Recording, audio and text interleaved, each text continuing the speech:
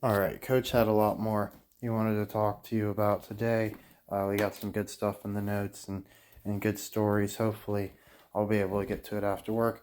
Coach got way too sick before and during work. I was actually violently throwing up for like the first 30 minutes to first hour of my shift and was having some other problems as well. I thought for sure I was getting fired, but Coach somehow fucking pulled it together like a champ, even though he hadn't eaten anything all day, and has managed to make it to what is now his lunch break, and he's got another 45 minutes off. So he figured he'd talk to you real quick, show you some stuff on the wish list, and way this is like opposite ratios to normal, where it's usually like, here's a few things we picked up and a ton of stuff on the wish list. Here's a handful of things on the wish list. Then good fucking lord, Coach, you went insane, and Coach actually had to put 6 books back. That was getting way too many. So let's see what we got. So David Copperfield's History of Magic hardcover. Coach picked that up. We're very excited for that. Had to pass on finally free hardcover by Michael Vick, even though we want it badly. But mainly, it doesn't serve a huge purpose right now in relation to a lot of other stuff we need to know. Coach actually was more interested in that DVD box set of the history of soccer, the beautiful game. That looks pretty interesting. Let's see. For the Glory, it's some sort of like Olympic martyr type deal, creating an empire. ESPN, No Holds Bar, One Giant Leap for Fankind, The Big Show Inside, ESPN Sports Center, Keith Olbermann. Coach did pick this one up. The National Forgotten League. Huh? Entertaining stories and observations from pro football's first 50 years. That's what we want. And it says, look, pro football, not NFL. Pro football. That's the money right there. Coach is pumped. Had to put back Halls of Fame, even though it's about like 16 different or 12 different Hall of Fames. It's a ton of them.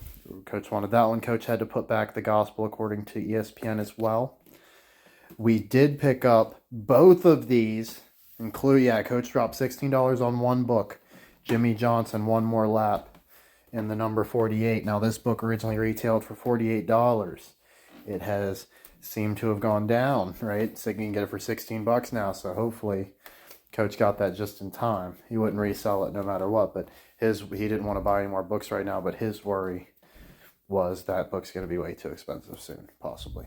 Right, so Coach wouldn't want to have to spend $50 on NASCAR book. 16's bad enough, and it's like the only one we're getting that's worth anything. All right, so Coach is happy to have scored that. Hopefully, it'll be here, within enough proximity to Daytona to still be able to make some connections. Of course, it will be. We're good at that stuff. We can do it. We can make connections from 100 years apart. We can wait a couple months or whatever. It won't be that long. Pit Road Pets, the second lap. Coach did pick that up. Okay. NASCAR stars and their pets. Coach figured I'm never gonna. It's just like the way we try to get the sports we do know. Like we try to get that added edge, right? We know football, but a lot of people know football, right? So we got to put like our conspiracy spin on football and hope they're like doing it that way, right? Well, it's kind of like that. Coach is never gonna be able to beat a NASCAR fan looking at the cars. So maybe I can pick up on something looking at the pets if they overlooked it. Right? So that's what Coach is hoping. We picked up both volumes, Pit Road Pets, the original and the second lap. I do not believe I pulled the trigger on by George Foreman, but God, do I want it. Same with Gretzky and same with Golden Days. Um, Coach did not, but he has good. I'm pretty sure I didn't, but I have good reasons. You'll see why. So first, I shouldn't just get past these. Some of these are really good. So I want the Gretzky autobiography. We want the George Foreman. We want Golden Days, which is about the Lakers and the Warriors. Idiot beating the game and enjoying the game of life. That one doesn't look that great. Curse of the Bambino. Curse of the Murph. Why it sucks to be a San Diego sports fan. I didn't fucking see that. Fuck. Because that stupid cover. Like, damn it. Fuck. I want that. Don't buy that. Leave that for Coach. So, Red Sox rhymes, verses and curses. It's a Red Sox poet. There's another curse, a couple Curse the Bambino books. Curse reversed, reverse the curse of the Bambino. So like I said, this is like the wish list stuff. Coach's gonna show you the stuff that popped up and showed up in a minute. Oh, did we fucking really leave out the good shit? I swear there was more. So Coach also picked up the Curse of Rocky Colavito book. I should have. Sorry, Coach is fucking up. But so we got Burying the Curse, how the Indians became the best team in baseball, about them winning the pennant. One More Lap. You know, we got that one, of course. We already told you about the Jimmy Johnson book. We told you about the Forgotten Football League, or Forgotten League.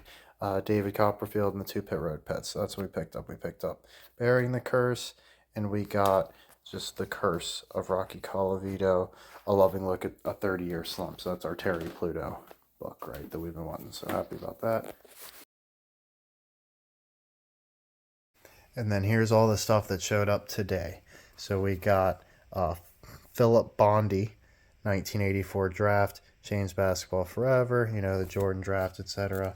This is one of Coach's poker books he really wanted. New York Times bestseller, Positively Fifth Street. It says it's like cheetahs, banyans, and the World Series of Poker or something. But yeah, this one looks pretty solid. I really like the cover, the way it looks like a card. I wish it was in slightly better condition, but we're not picky. Carson Wentz, Soaring with the Eagles, just some crappy paperback. It's kind of on the bigger side. A lot of pictures. Should be easy read. Grover Alexander, Cleveland, and a tragically small paperback. This can't be but like 100 pages or something. 60 pages maybe. 60. Rough.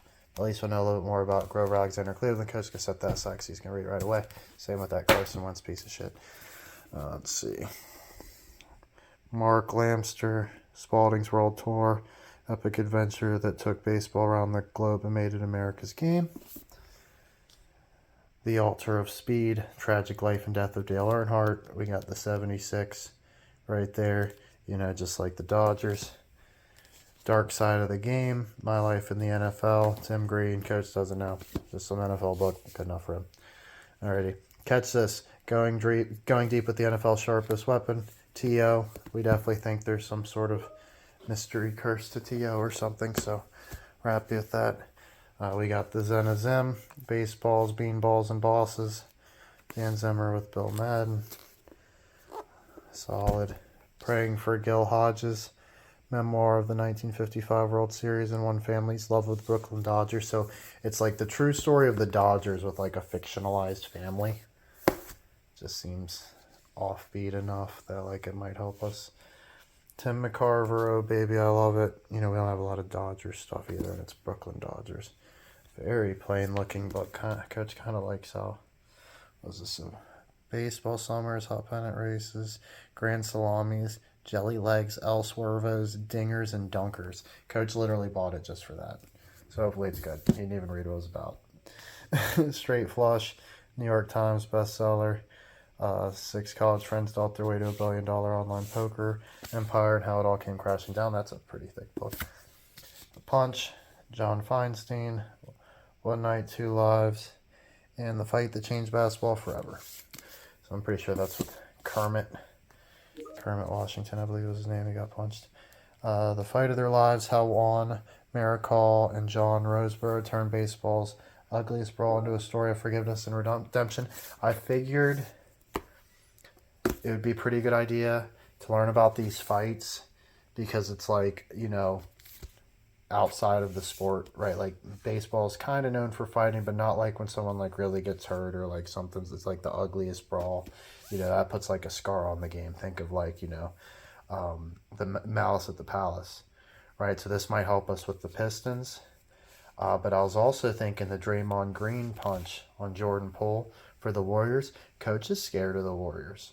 If it is a bunch of Jordan stuff, they could low-key just have Jimmy Butler win. Like, isn't that Michael Jordan?